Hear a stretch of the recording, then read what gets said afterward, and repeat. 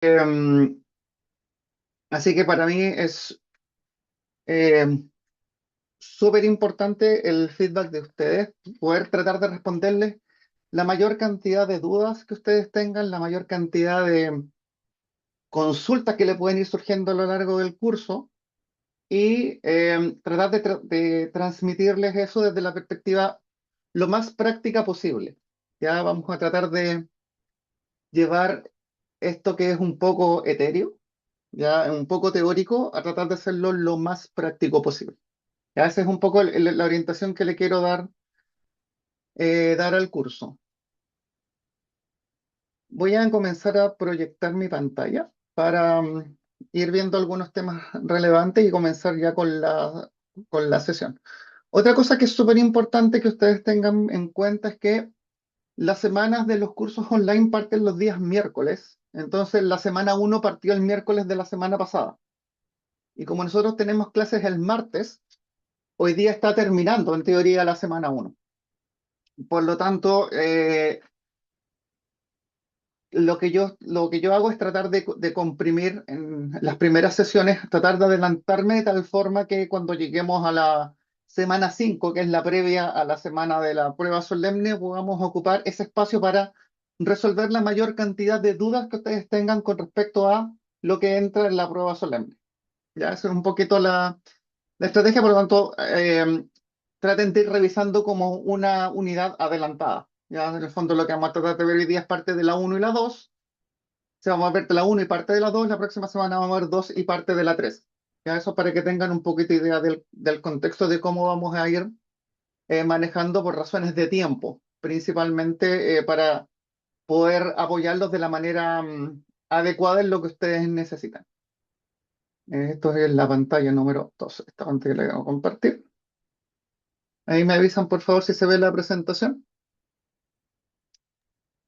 Sí, profe. Por si acaso, si me ven mirando hacia el lado es porque tengo otra pantalla donde tengo las imágenes y los chats. Entonces, por eso la cámara la tengo al frente donde tengo la otra presentación. Entonces, no es que no les esté poniendo atención, sino que estoy mirando el chat y las cámaras.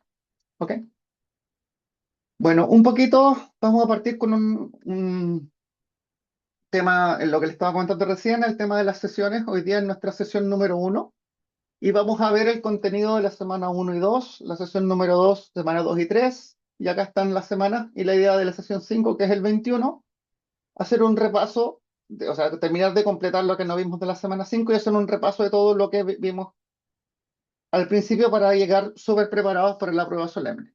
Y lo mismo ocurre con la sesión de las 7 en adelante. La sesión 6, que el día de la prueba solemne, en general yo no hago clases para que si quieren ocupar ese espacio para responder la prueba solemne o si tienen algo que hacer, ¿ya?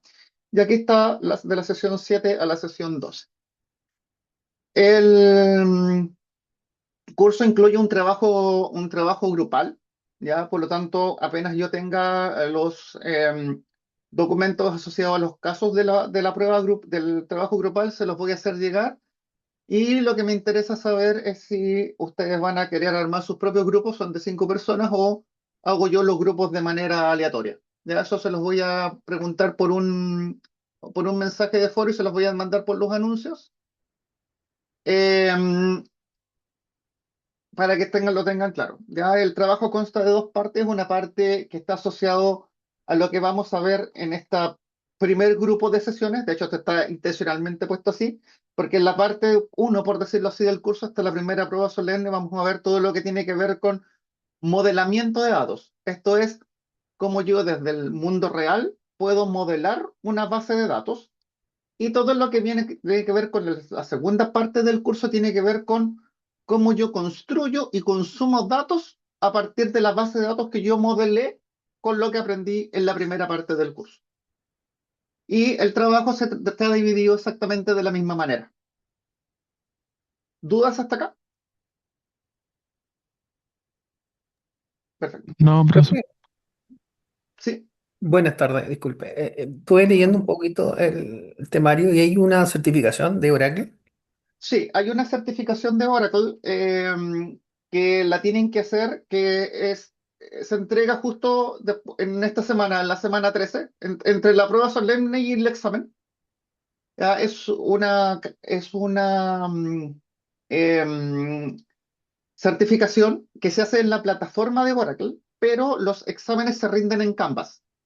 Y a ustedes les debería haber llegado un link con las instrucciones para poder inscribirse en esa certificación. Si tienen algún problema con ello, me avisan y yo os ayudo a gestionar que se les resuelva esa problemática. ¿Ya? Yo también con Oracle, si tienen alguna duda de la certificación, yo no conozco la certificación exactamente qué es lo que constituye, pero sí gran parte de mi experiencia en base de datos ha estado con la plataforma de Oracle. ¿Ya? Por lo tanto, no conozco exactamente lo que es, pero les puedo ayudar si es que tuvieran alguna duda con algún concepto asociado a lo que es Oracle.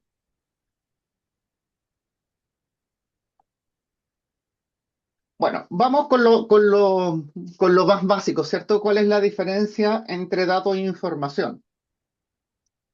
Un dato no podemos imaginar como una pieza suelta, si tuviéramos un rompecabezas, ¿cierto? La pieza o una parte em, de una máquina o lo que sea, ¿cierto? Es algo suelto. Por ejemplo, 25.000. Si yo tomo y le doy un contexto, esto le empieza a dar sentido al dato, ¿cierto? Un contexto puede ser esos 25.000 pesos que son, ¿no? Una venta, un costo, una multa, un sueldo, ¿qué es? ¿Ya? Y cuando yo mezclo el contexto con el dato, entonces tengo información. ¿Ya? Por lo tanto, el dato es la unidad básica de conformación de la información. ¿Ya? Y con los datos nosotros vamos a poder comenzar a tomar decisiones. Ese es el objetivo que nosotros buscamos, es juntar los datos de tal manera que al contextualizarlos le permita a la organización tomar decisiones. Una pregunta para ustedes. Cuando ustedes necesitan organizar información o consultarla, lo que hace, ¿qué herramientas normalmente utilizan y por qué? Y aquí me gustaría tener feedback de algunos de ustedes para poder entender cómo se están relacionando ustedes hoy día con los datos que trabajan.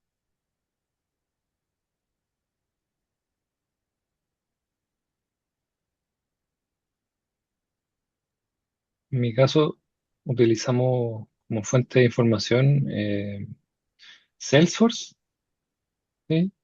Ahí Ya. descargamos, revisamos paneles de información y lo podemos exportar a Excel como para hacer planilleos más simples, tabla dinámica. Ujú. Perfecto. ¿Alguien más?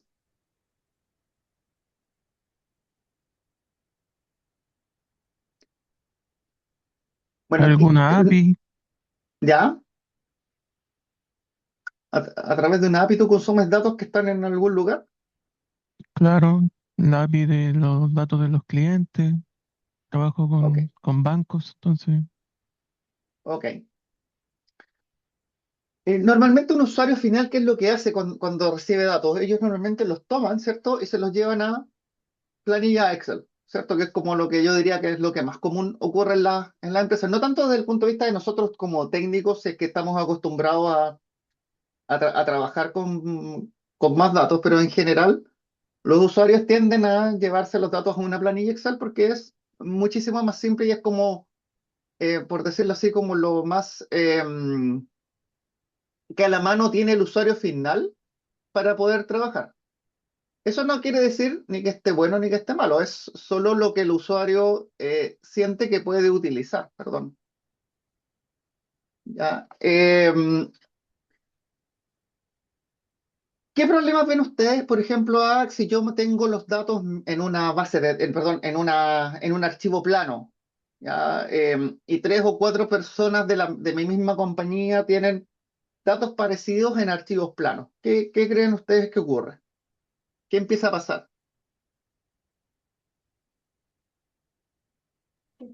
Pero tiene la misma estructura, la misma normalización de datos.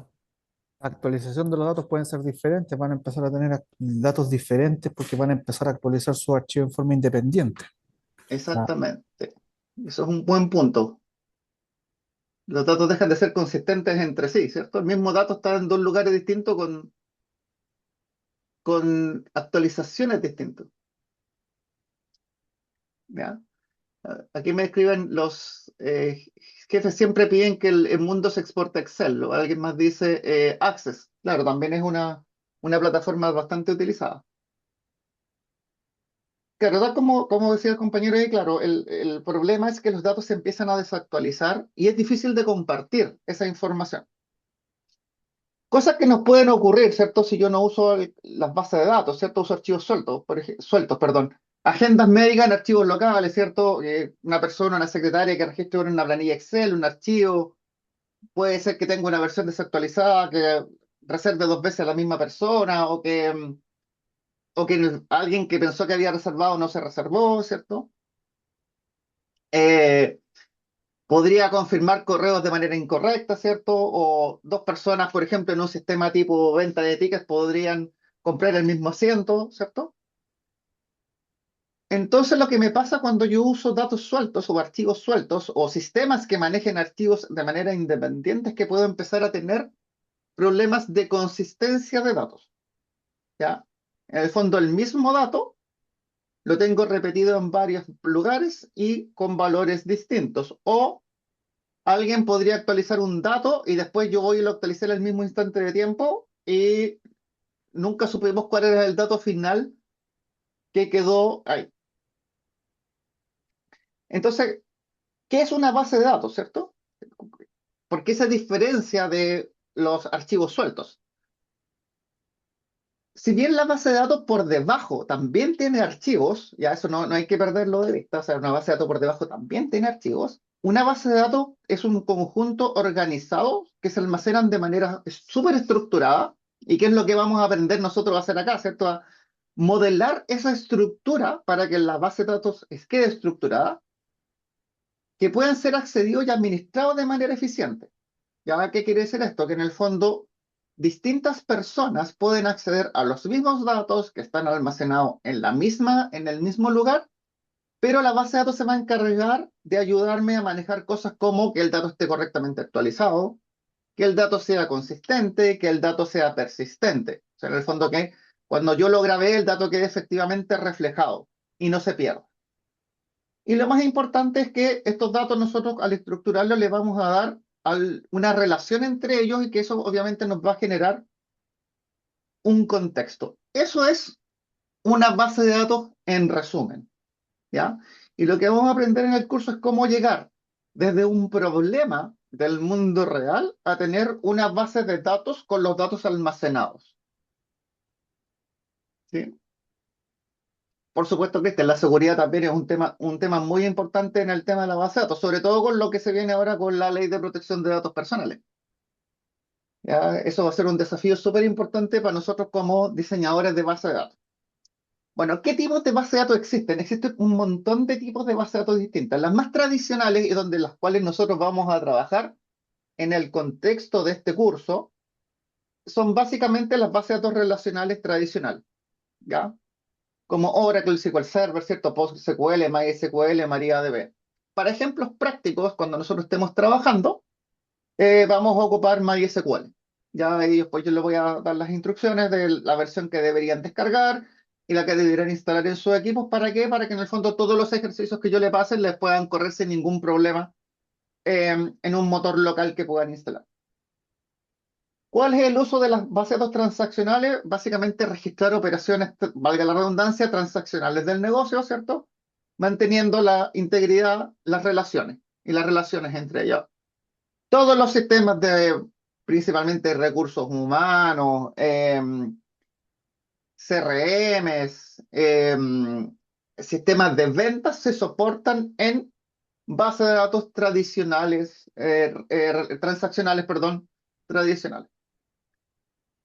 Existen otras bases de datos que también son, por decirlo transaccional, pero que su concepción es distinta. En el caso de las transaccionales de arriba, la concepción es a nivel de fila, o sea, en el fondo el registro completo, todos los campos.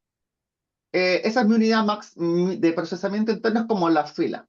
Existen otras, principalmente SAP HANA, que es específicamente una base de datos que usa SAP, que es una base de datos columnar, que su diseño es un poquito distinto desde el punto de vista tecnológico, ¿ya? Pero cumple el mismo objetivo de una base de datos transaccional, ¿ya? ¿Qué diferencia tiene? Que esta es una base de datos que está mucho más orientada a tener una respuesta más rápida y es una base de datos que corre lo que se llama base de datos en memoria, ya de que todo el contenido está en la memoria del equipo. En general, SAP HANA se usa solo con la plataforma de SAP. Ya no he visto otros sistemas corriendo usando SAP HANA afuera. Y la verdad que cuando SAP migró desde base de datos Oracle o SQL Server a SAP HANA, hubo un impacto súper importante en cuanto a tiempo de respuesta. Ya por eso se las puse acá como una base de datos de tipo transaccional, pero para que la conozcan, ya SAP HANA es una base de datos que uno no debe dejar de tener presente, sobre todo si va a trabajar con SAP. Tenemos bases de datos documentales o no SQL, ¿cierto? Las bases de datos no SQL están orientadas a almacenar distintos tipos de documentos. Ya yo podría almacenar acá un archivo de texto, un archivo binario, una foto, un video, ¿ya? Y ese tipo de bases de datos están em, orientadas a ese tipo de cosas, ¿ya? Tenemos base de datos de tipos clave-valor, ya que básicamente yo guardo una clave y un valor específico, y eso básicamente se usa para guardar transacciones de tipo carrito de compra, que son transacciones muy específicas donde yo no necesito un gran performance, ¿ya?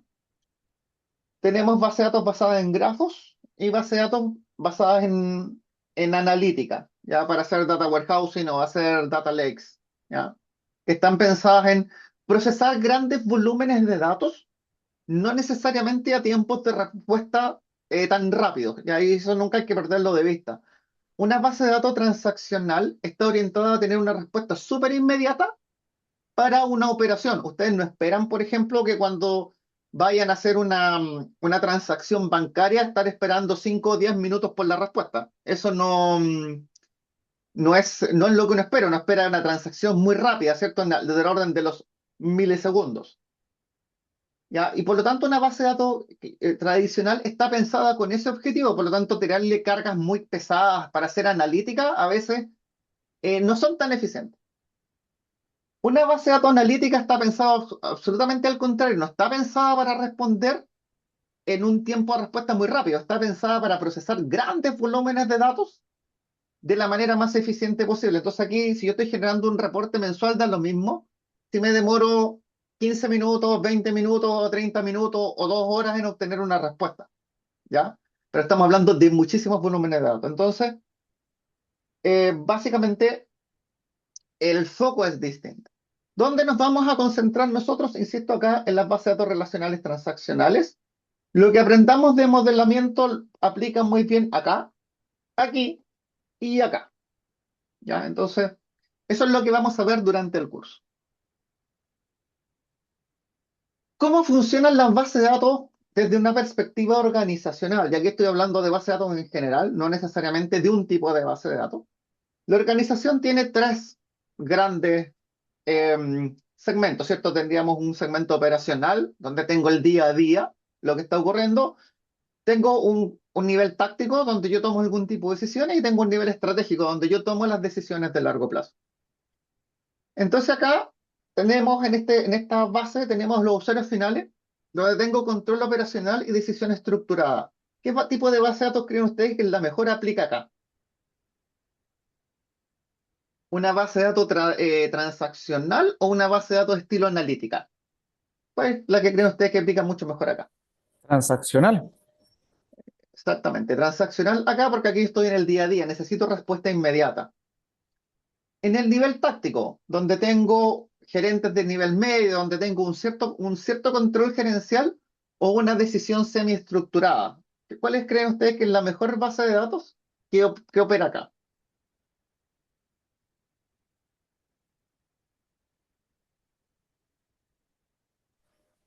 Entre alguna analítica para arriba podría ser. Podría estar entre justo en el término medio, ¿no? Exactamente, acá puedo ocupar las dos. Ya, principalmente las operacionales si son asociadas a reportería instantánea o de corto plazo, un par de horas, un par de días. una base de datos más estilo analítica si estoy pensando en procesos de más largo plazo. Y obviamente en el nivel estratégico, ¿cierto? Donde tengo los directores y los gerentes, es una planificación de largo plazo. Por lo tanto, ahí yo puedo tener base de datos del estilo analítica porque son decisiones un poco más inestructuradas. ¿Yo podría hacer todo esto con una base de datos analítica? La respuesta es no, porque acá necesito que sea una base de datos tipo transaccional por la estructura de la operación. ¿Puedo hacer todo esto con una base de datos tipo transaccional? Sí, sí puedo. ¿Ya? O sea, en el fondo puedo simular, entre comillas, o sea, puedo obtener reportería de una manera eficiente a partir de bases de datos transaccionales. ¿Ya? No así operaciones eficientes de día a día en una base de datos analítica. Entonces, muchas organizaciones parten con teniendo una sola base de datos o un motor de base de datos transaccional, por ejemplo, como un Oracle, como un SQL Server, como un MySQL, donde yo monto estos distintos tipos de estructuras.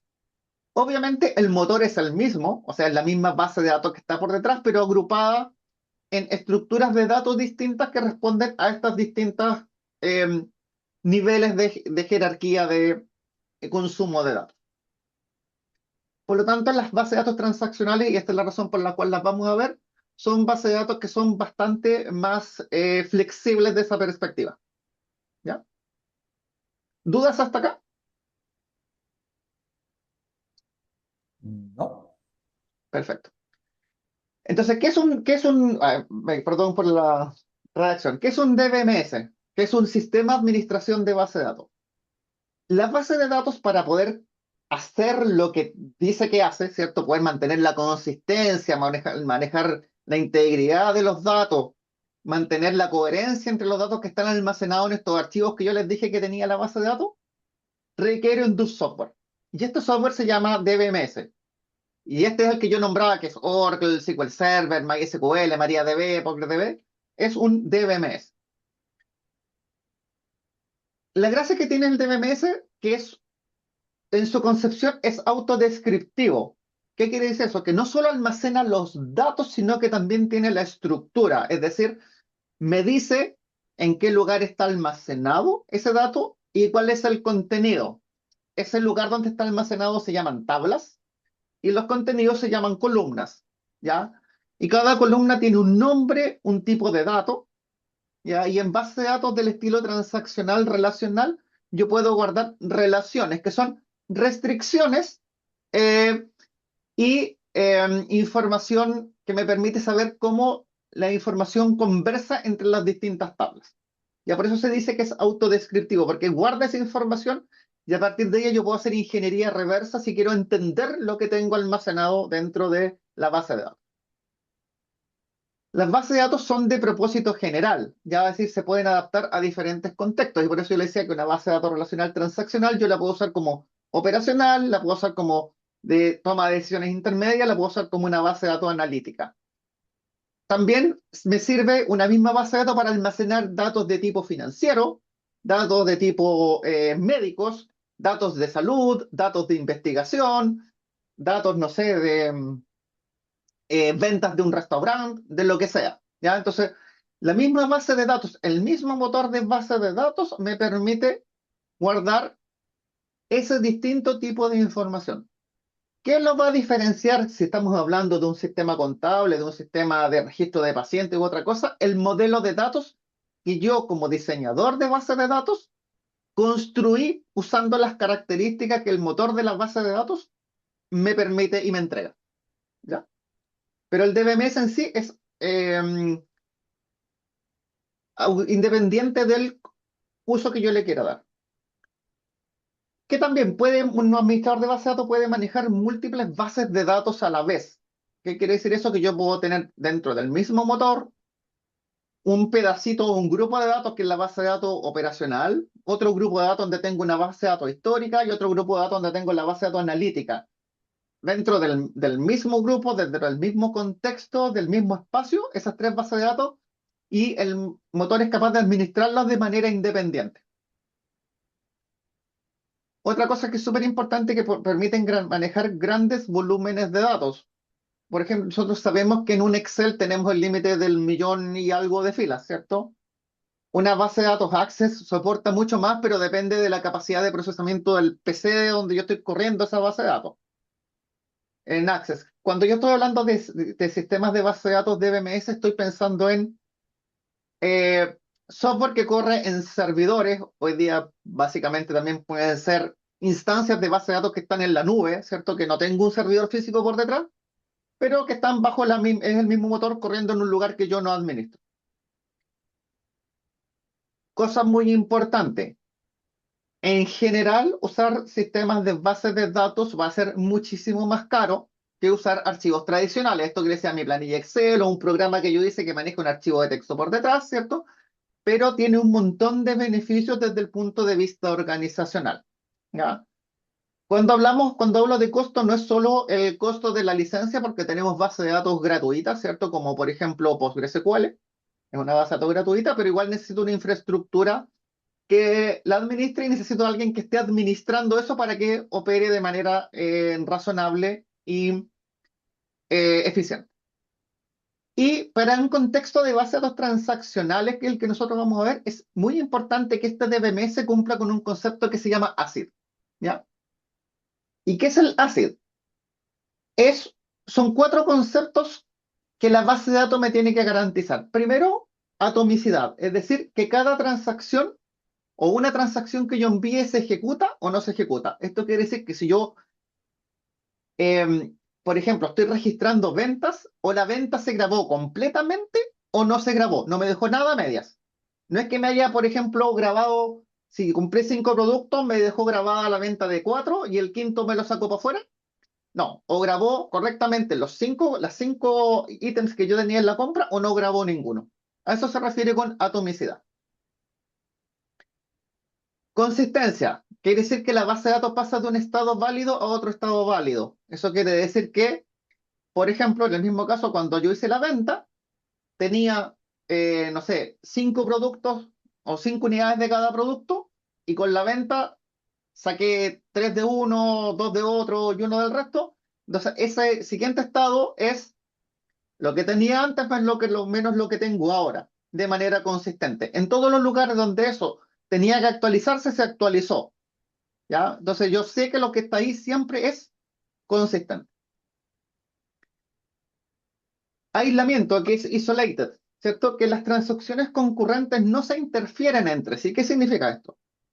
Que si yo estoy, por ejemplo, no sé, comprando un producto del cual tengo 10 unidades y llegó un cliente y me compró las 10, y tengo otro cliente que quiere comprar 8. En total me sumarían 18, pero yo solo tengo 10. Lo que ocurre es que lo que hace la base de datos es que toma una de estas 2 transacciones primero, ¿ya? Cualquiera de ellas, supongamos que tomó la de 8 primero, y va a dejar la de 10 esperando. Una vez que la transacción de 8 terminó, se ejecutó completamente y me dejó el dato consistente, o sea, tomó los 10, le restó los 8 y me dejó 2, recién deja pasar la siguiente transacción. Y en ese caso, cuando yo vaya a validar si tengo stock suficiente, no voy a tener stock suficiente y por lo tanto no voy a poder ejecutar la venta. Entonces, evita que yo haga una venta por un stock que no tengo, porque eso lo maneja la forma en que la base de datos maneja las transacciones de modificación del contenido de los datos. Y obviamente la durabilidad. ¿Qué quiere decir esto? Que una vez que yo confirmé la venta o el cambio o el registro, el dato persiste incluso ante una falla. ¿Esto qué quiere decir? Que si la base de datos se cae o se apaga, cuando yo vuelva a encenderla, entonces ese dato va a estar exactamente igual como estaba en el minuto que se produjo el incidente o yo lo apagué. Incluso aquellas transacciones que no se hayan confirmado. Por ejemplo, imagínate que yo estoy en un carro de compra, ¿cierto? Quiero comprar 10 y justo antes que yo pague el sistema, la base de datos se cae. Como yo no logré hacer esa compra, cuando la base de datos vuelve, esa compra no existe, nunca se hizo.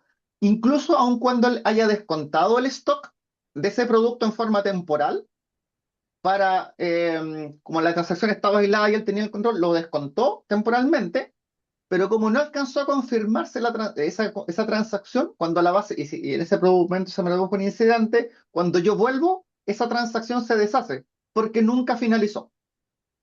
A eso se refiere el concepto de durabilidad. ¿Alguna duda con respecto a este concepto del ACID? Profe, ¿cómo ha cambiado este concepto con los nuevos modelos de base de datos? Como mencionó HANA, ¿cómo ahí cambia? HANA hace exactamente lo mismo. HANA hace exactamente lo mismo. Lo que pasa es que la forma en que almacena el dato es distinta, Ok, pero hace exactamente lo mismo. Todas las bases de datos tipo transaccional tienen que garantizar esto.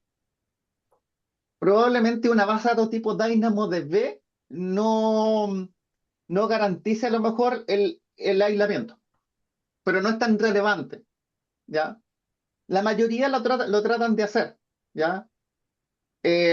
O lo manejan de mejor manera o más eficiente. Pero las bases de datos transaccionales requieren hacer esto porque esto es lo que a mí me garantiza que el dato es consistente, ¿ya? Ante un crash de base de datos, yo necesito que la base de datos parte exactamente igual como estaba en su estado anterior, ¿ya? Y ahí hay estrategias que usan las bases de datos para la recuperación ante una caída. ¿Qué es un modelo de datos? ¿Qué es lo relevante de lo que nosotros tenemos que ver? ¿Cierto? Lo otro era una introducción para entender y colocar algunos conceptos que vamos a ir usando a lo largo del curso. Un modelo de datos lo que hace es que traduce el mundo real a una estructura entendible por tanto personas que quizás no son tan expertas técnicas, con nosotros que somos más técnicos y que nos van a permitir llevar esto después, esta misma eh, mundo real, llevarlo a una base de datos que pueda satisfacer esa necesidad. Entonces, el modelo de datos es una colección de conceptos que permiten describir los objetos que hay, las relaciones, las reglas y las operaciones del mundo real. Perdón, aquí se me quedó pegado. ¿Y por qué esto es importante? Porque nos va a permitir comunicar esto a los usuarios del negocio, que son a quienes nosotros le estamos resolviendo, ¿cierto?, la problemática. Entonces nosotros partimos de un problema real del negocio, lo transformamos en un modelo conceptual, que es lo que vamos a ver durante esta primera parte del curso, y después lo vamos a llevar a tablas a la base de datos, que es lo que vamos a ver en la segunda parte del curso. Este modelo, y lo importante de acá es que este modelo nos va a permitir validar con los dueños del negocio, que son los que conocen cómo el negocio funciona, que nosotros capturamos correctamente lo que ellos necesitan resolver. Ya, eso es lo que busca el modelo de datos. Ya, que nosotros podamos decirle, este es nuestro entendimiento del negocio, para que ellos lo validen y de esa manera nosotros poder seguir avanzando de una manera súper consistente, en el sentido de que sabemos que lo que estamos representando es exactamente el problema que ese usuario en particular tenía. ¿Qué pasa con los modelos? ¿Ya? Un modelo yo lo podría describir en texto y lo podría describir en diagrama. ¿Qué es lo mejor siempre? Describirlo en diagrama.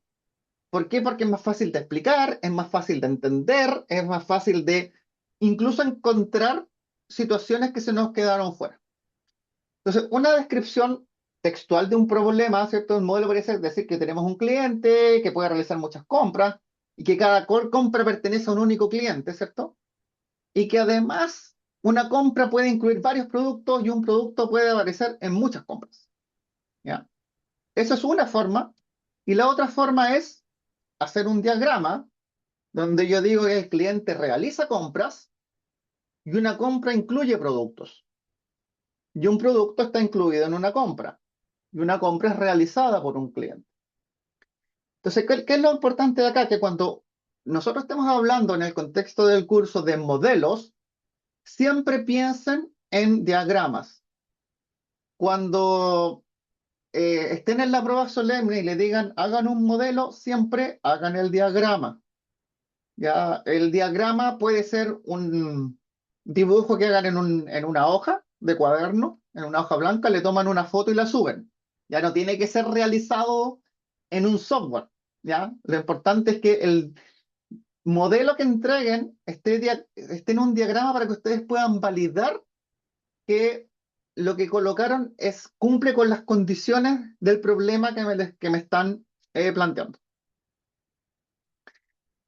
Vamos a usar una simbología que se llama la simbología de Bachmann, ¿ya? Donde básicamente esta simbología tiene un cuadradito que representa una entidad, ¿cierto? Que puede ser un objeto, un evento, una persona, sobre la cual yo tengo que coleccionar datos que voy a almacenar.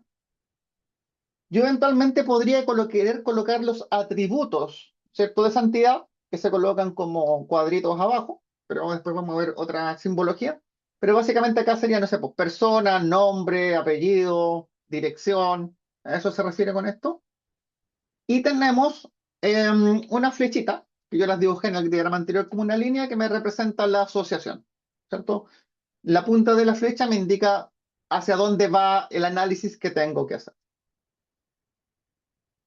En Bachman tenemos cardinalidades, ¿cierto? Que en el gráfico anterior yo no lo mostré en el diagrama porque me interesaba que vieran la diferencia entre texto y diagrama, pero es importante empezar a entender ahora la cardinalidad y que tengo asociaciones del tipo 1. Y cuando yo hablo de asociación tengo que ponerme en un específico instante de tiempo.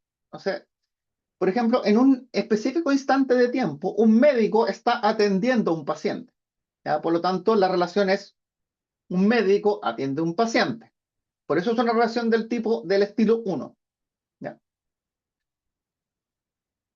También tengo una relación del estilo muchos. ¿Ya? Cuando se habla de muchos, siempre piensen en 0, 1 o más. ¿Ya? El concepto de muchos lo que quiere decir es que puede ser más de uno. ¿Ya? En cambio acá el concepto es solo uno. Esa es la diferencia. ¿Ya? Entonces acá, por ejemplo, una persona o un empleado puede tener muchas cargas familiares. Eso es lo que quiere demostrar este gráfico que está acá, en un instante de tiempo. Y tenemos una asociación condicional, que es una relación del estilo 0 o 1. Un paciente puede estar o no puede estar en una cama de hospital, por ejemplo. ¿Ya? Entonces, cuando yo haga los diagramas, siempre tengo que tener presente también la cardinalidad, ¿ya? Para poder ir graficando o modelando el mundo en un diagrama. Pero esta cardinalidad es bidireccional, ya no va en una sola dirección. Entonces yo tengo ahora la relación desde el otro lado, ya, y como la estoy colocando bidireccional, digo de 1 es a 1. ¿Qué quiere decir esto? Que en un instante de tiempo un médico está atendiendo a un paciente y que un paciente es atendido exclusivamente por un único médico. Así se lee esta relación que está acá. Después tenemos una relación del tipo 1 es a muchas. ¿Qué quiere decir esto? Que un empleado puede tener muchas cargas, pero una carga solo pertenece a un empleado. Y eso lo veo en las flechitas. ¿Ya? Entonces la flechita dice que la relación de muchos va de aquí hacia acá y que la relación de uno va de acá hacia acá. Entonces por eso es un empleado, muchas cargas, una carga, un empleado. Y tengo relaciones de muchos a muchos. Un alumno toma muchas asignaturas, una asignatura tiene muchos alumnos. ¿Se entendió el concepto de cardinalidad en un diagrama? Súper. Entonces, ahora veamos este ejercicio. ¿Cómo interpretarían este diagrama que está acá?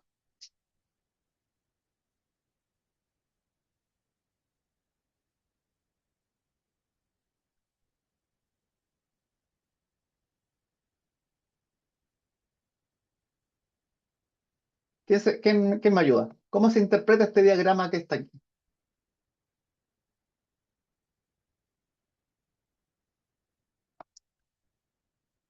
Partamos. Si yo me paro en departamento, ¿Qué me dice? Que un departamento tiene una única carrera, ¿cierto? ¿Por qué? Porque la relación de cardinalidad acá es 1 y que una carrera pertenece a un único departamento. Si me paro acá en el departamento acá, me dice que un departamento tiene muchos alumnos, pero que un alumno pertenece a un único departamento.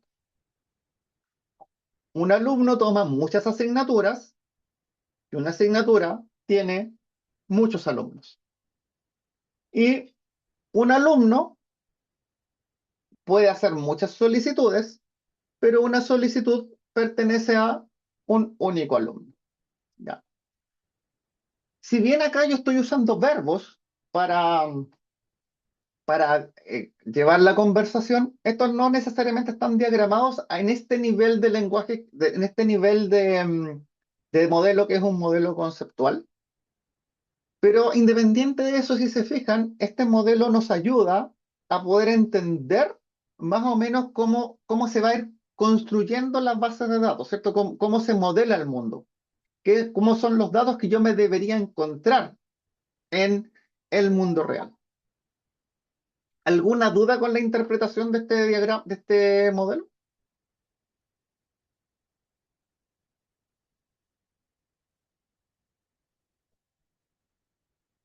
Perfecto. Entonces ahora vamos a ir con un ejercicio, ¿ya? Y aquí es súper importante que ustedes intenten hacer. Les voy a dar un tiempito para que lo puedan hacer, ¿ya? Y después lo voy a hacer yo en conjunto con ustedes. Que es, de este problema que está acá, tenemos que identificar cuáles son las entidades o los objetos o las cosas que van dentro de las cajitas cuadradas, ¿ya? Y cuáles son las relaciones de cardinalidad que existen entre estas distintas cajitas, ¿ya? Ya sean relaciones del estilo unos a uno, unes a muchos o muchos a muchos. Entonces les voy a dejar acá el ejercicio que dice que Vive Ticket es una plataforma de venta de tickets para distintos espectáculos en todo el país. Cada espectáculo ocurre en un lugar físico determinado, como un teatro, un estadio, un centro de eventos. Un espectáculo puede tener varias presentaciones o shows, ¿cierto? No sé cómo llamarlo, que, no sé, hoy día yo tengo 3 funciones, por decir algo así, ¿ya? A eso se refiere con presentación. Hoy día yo doy el mismo show 3 veces en distintos horarios. Y cada presentación se realiza en un día y horario específico. Vive Ticket, ¿cierto? Tiene que asegurar que no se programen dos presentaciones para el mismo día y en el mismo hora y en el mismo lugar, ¿cierto? Ya sean del mismo o diferente espectáculo, ¿cierto? En el mismo lugar no puede existir 2 presentaciones. Cada ubicación tiene una capacidad máxima de entradas a vender y para la venta de entradas se va a requerir que las personas registren sus datos personales, ¿cierto? Y las entradas son nominadas. Eso quiere decir que yo también tengo que registrar quién va a ser el usuario de la entrada. Para el ejercicio que vamos a hacer ahora, solo necesitamos determinar los nombres de las cajitas y las relaciones. No necesitamos nada más. Entonces son 19:48. Les doy unos 10 minutos, más o menos hasta las 8, 10, 12 minutos para que puedan tratar de hacer un diagrama como este que vimos acá. No es más que esto, el nombre de la cajita, las flechas, en función de este ejercicio que está acá. Acá no hay aquí no hay soluciones ni buenas ni malas, eso es súper importante, ¿ya? Porque cada solución va a tener supuestos que se llaman reglas de negocio distintas. Ya lo importante es que en la medida de cuando lo vayamos conversando, ustedes vayan diciendo cuáles son los supuestos o estas reglas de negocio. Y cuando estemos en la prueba solemne, lo más importante, y se los van a pedir, es documentar las reglas de negocio, o sea, los supuestos que utilizaron para llegar a ese diagrama. ¿Ya? Porque eso es lo que me permite a mí cuando revise el diagrama, entender si ese diagrama resuelve o no resuelve el problema en función de los supuestos que ustedes hicieron. ¿Ya? Entonces, podemos tener 2 diagramas distintos para el mismo problema y ambos estén buenos porque los supuestos que habían detrás eran diferentes. Así que les dejo ahí unos minutitos para que trabajen mientras y después lo hacemos juntos este ejercicio.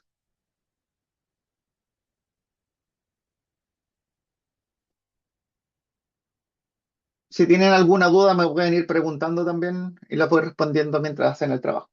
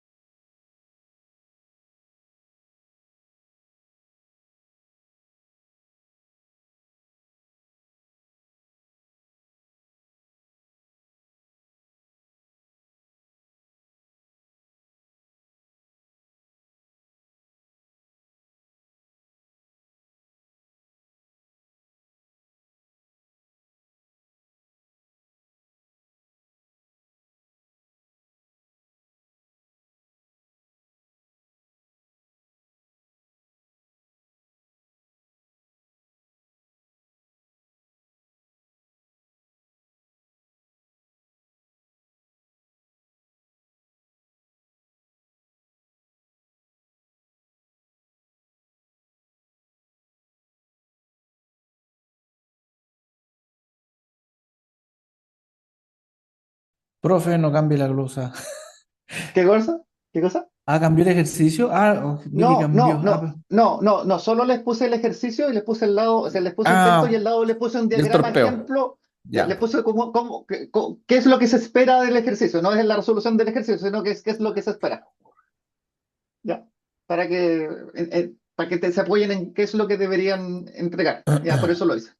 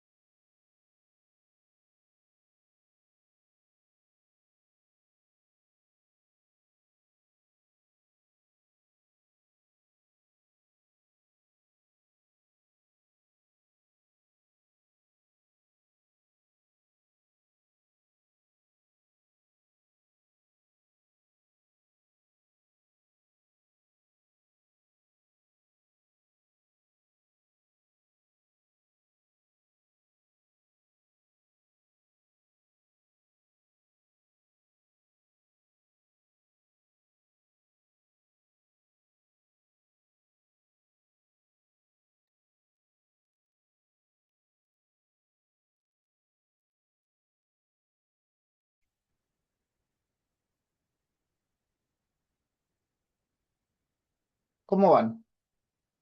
Profe, tengo una duda, donde dice cada ubicación tiene una capacidad máxima de entradas a vender, ¿es un dato adicional nomás porque ahí hay que graficar, diagramarlo de alguna forma o no? Ahí se me Mm, confundí, Es parte de información del caso. pero No, no amerita para diagramarlo en este momento. depende del supuesto que tú hagas. No, porque tendría que dejarlo como condicionante entonces. Depende del supuesto que tú hagas. Podrías graficarlo o no graficarlo dependiendo del si tú defines que es una entidad o no la capacidad máxima. Ok.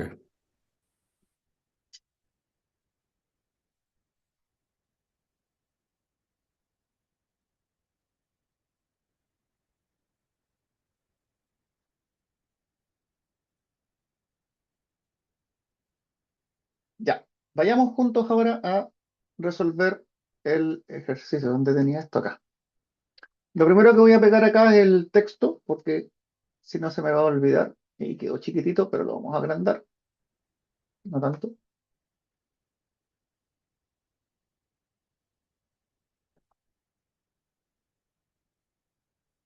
Ya.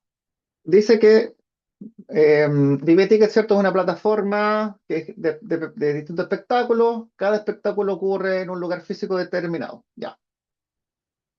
¿Cuáles son las entidades que ustedes identificaron acá? Primero vayamos con las entidades que son los objetos que yo del mundo que quiero modelar, que quiero representar. ¿Qué entidades? Cliente, entrada o ticket.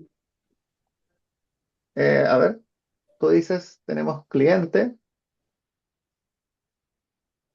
No, perdón, voy a anotar primero todos los.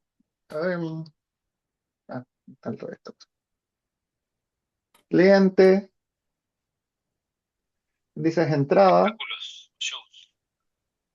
ya, entradas, espectáculos,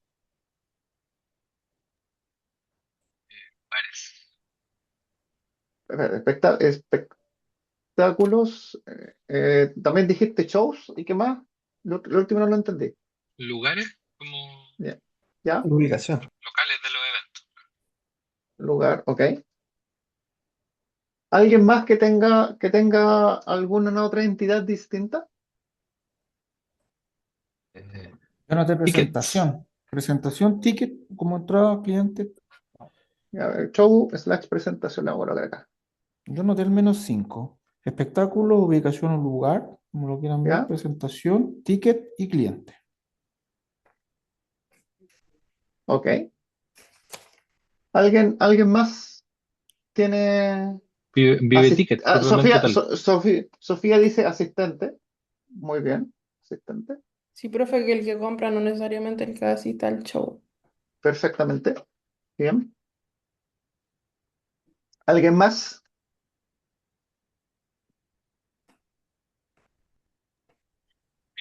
¿Alguien más? Yo tenía lo mismo, espectáculo, presentación, ubicación, entrada, comprador y asistente. Ujú. Ok. Vamos a colocar acá cliente / comprador. Ya.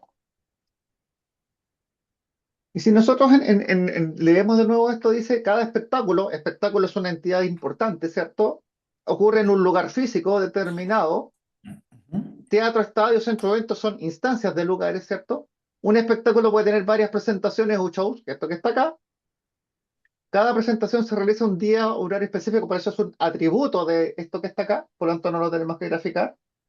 Cada ubicación tiene capacidad máxima de entrada a vender, eso es un dato asociado al lugar, no necesariamente algo que tenemos que modelar. Correcto. Para la venta de entradas se requiere compradores, ¿cierto? Necesitamos entradas, ¿cierto? Para los shows, se requieren compradores y tenemos asistentes. Ujú. Perfecto, están todas las entidades que dice el diagrama. Ahora busquemos las relaciones. Espectáculo, ¿con quién se relaciona? Lugar Ok. y ¿Quién, qué, qué, show qué? Ya, No, la yo pregunta es, creo que al revés. Espectáculo con presentación, ¿o ¿ya? no? Espectáculo se relaciona con presentación, ok. ¿Y en qué tipo de relación? Vamos por un tema de la herramienta, vamos a suponer que si no tiene flechita es uno y si tiene flechita es mucho. Solo por efectos de que esta herramienta me cuesta mucho poder colocarle la doble flecha. ¿Ya? Entonces, este sería una relación de qué estilo. Aquí me equivoco de uno a mucho, pero no necesariamente así. De qué estilo es esta relación? De uno a muchos debería ser, ¿o no? Exactamente porque un espectáculo puede tener Varios shows shows. o presentaciones. Exactamente. Y la relación entre show y ubicación.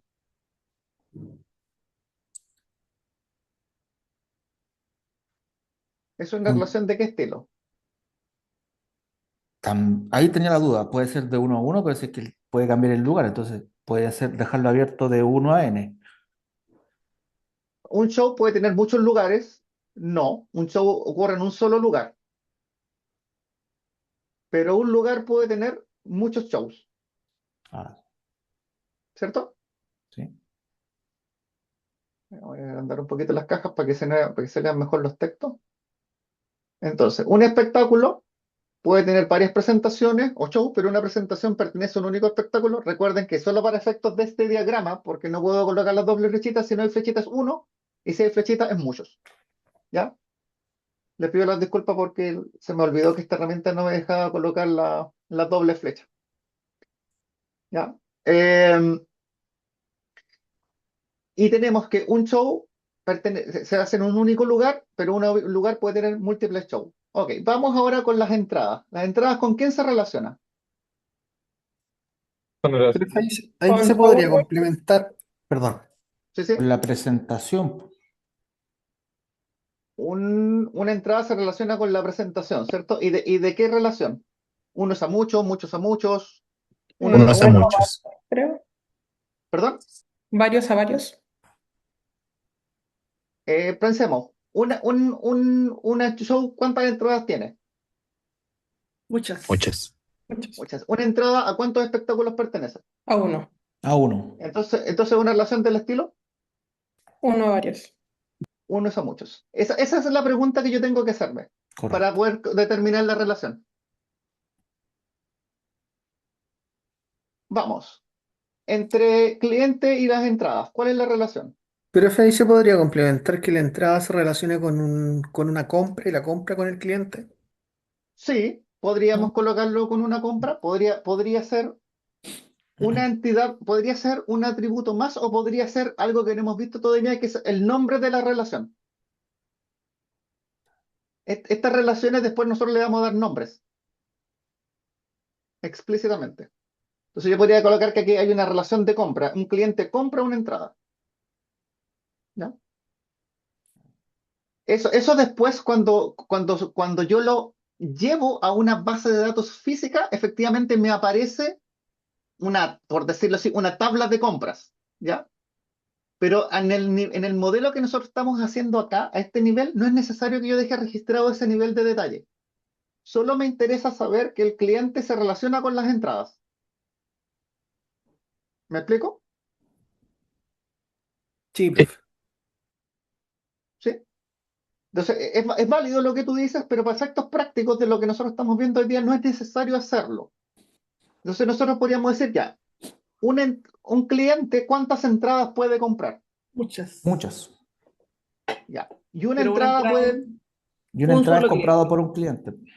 por lo tanto, es una relación del estilo, Uno a muchos. en qué dirección? ¿A dónde están muchos? Mucho hacia Cliente, entradas muchas entradas. y el. Exactamente. Eso que está ahí, ¿cierto? Sí. Ya. Y la relación entre entradas y asistentes. Debería ser uno a uno. Debería ser una relación del estilo uno es a uno, ¿cierto? Eh, una entrada está asociada a un asistente y un asistente puede tener muchas entradas de distintos shows, ¿no? Podría asistir a varios, sí. Igual que Por en lo la tanto, relación con el cliente, puede ser. claro, entonces, por lo tanto, aquí podría ser una relación del estilo.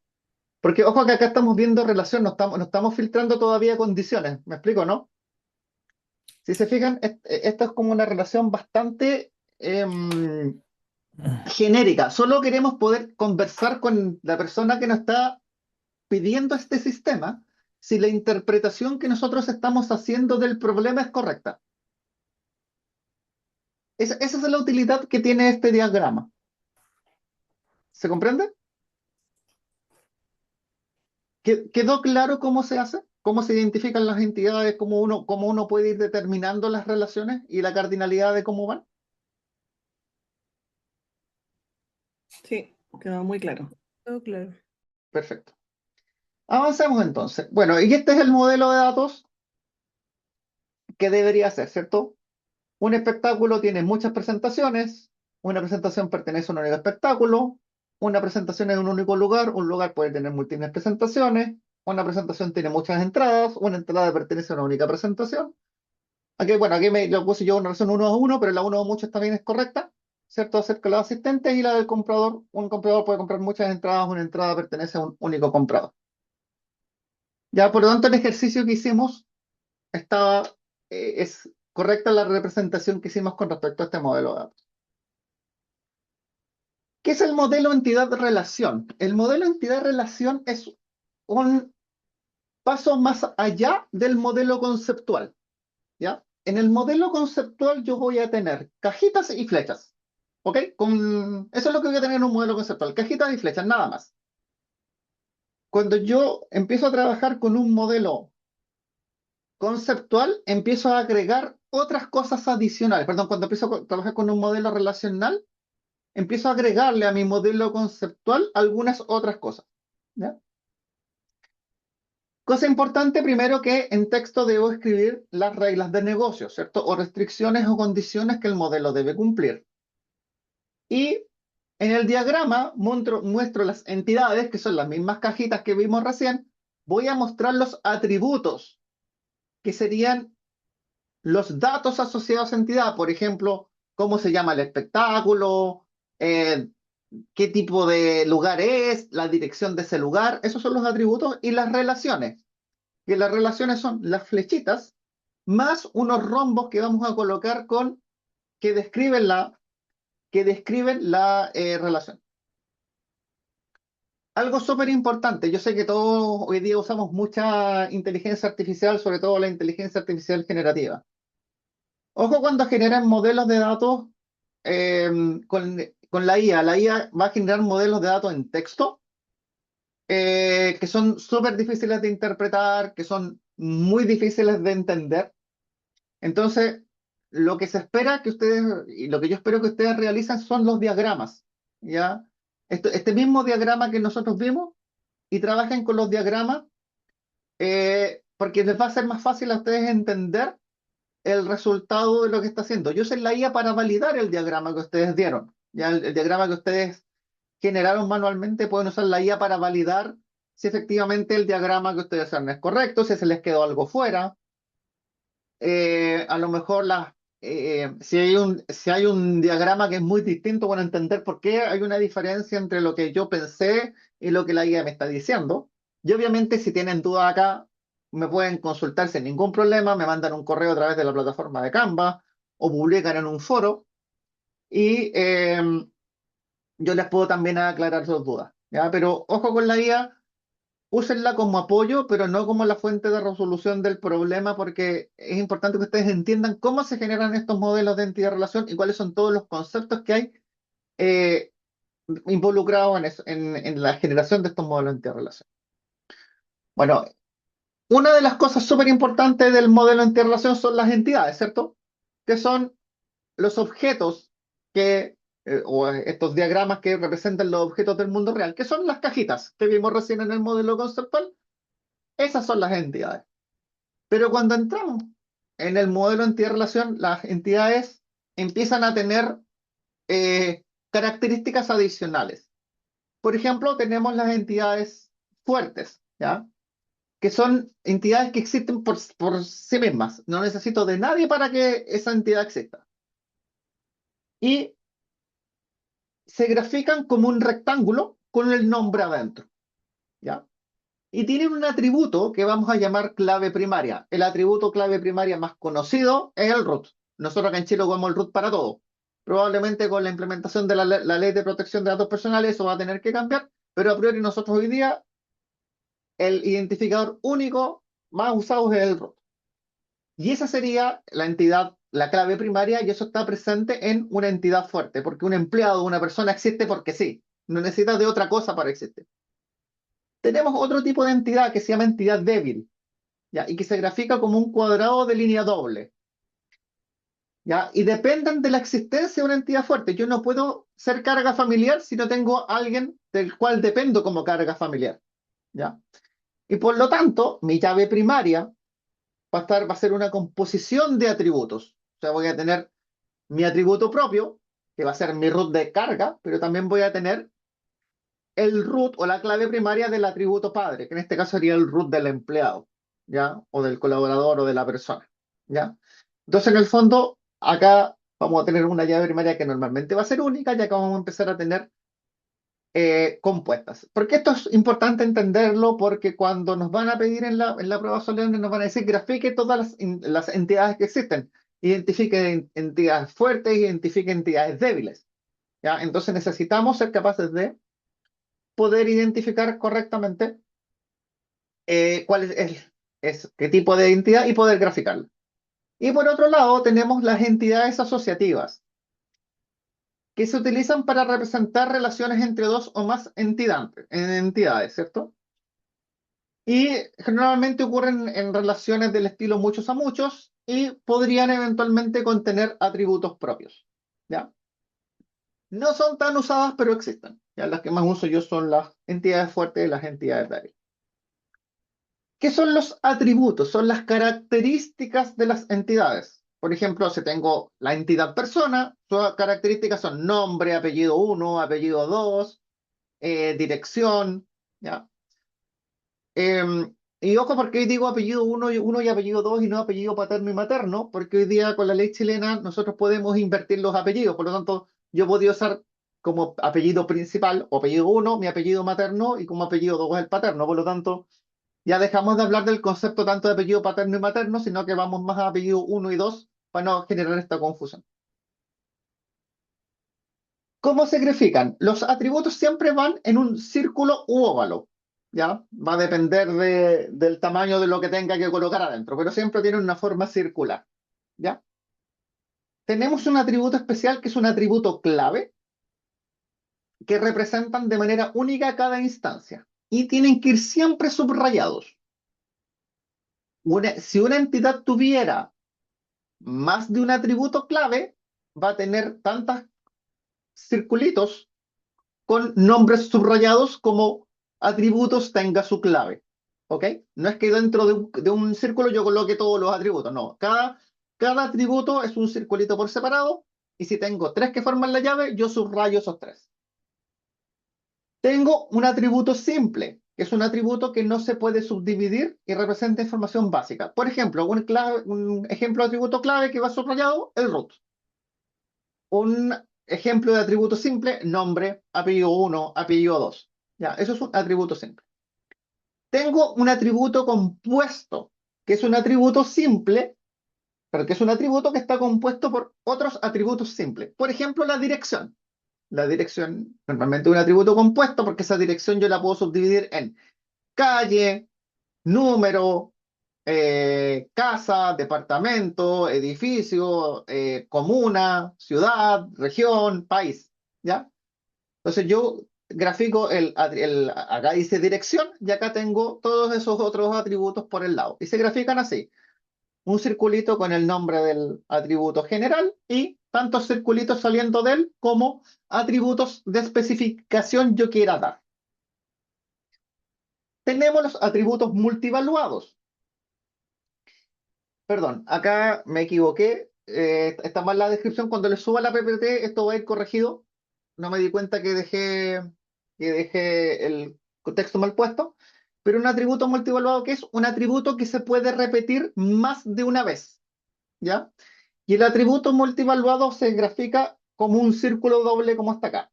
Por ejemplo, caso típico del correo electrónico. Yo podría tener más de un correo electrónico, ¿cierto? Entonces, para no colocar correo electrónico 1, correo electrónico 2, correo electrónico 3, yo coloco un atributo multivaluado. un doble círculo que acá adentro dice correo electrónico. No va subrayado.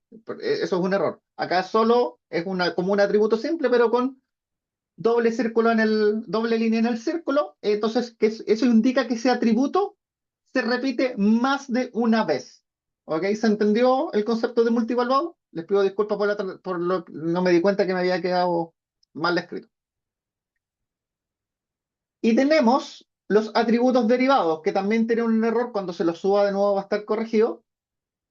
Un atributo derivado es un atributo que se puede calcular a partir de otro dato, ¿ya? Entonces, por ejemplo, la edad. La edad es un dato o es un atributo que yo puedo inferir a partir de la fecha de nacimiento.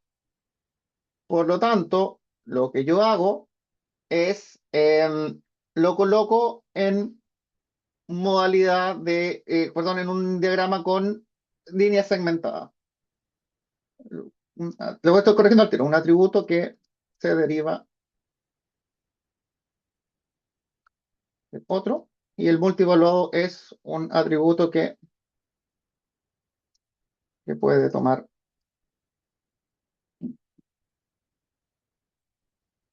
múltiples valores. ¿Ya? Entonces, volviendo acá, mis disculpas nuevamente, es un atributo multivaluado, que es un atributo que puede tomar múltiples valores, se grafica con un círculo con línea doble, y un atributo derivado se grafica como un círculo con líneas segmentadas.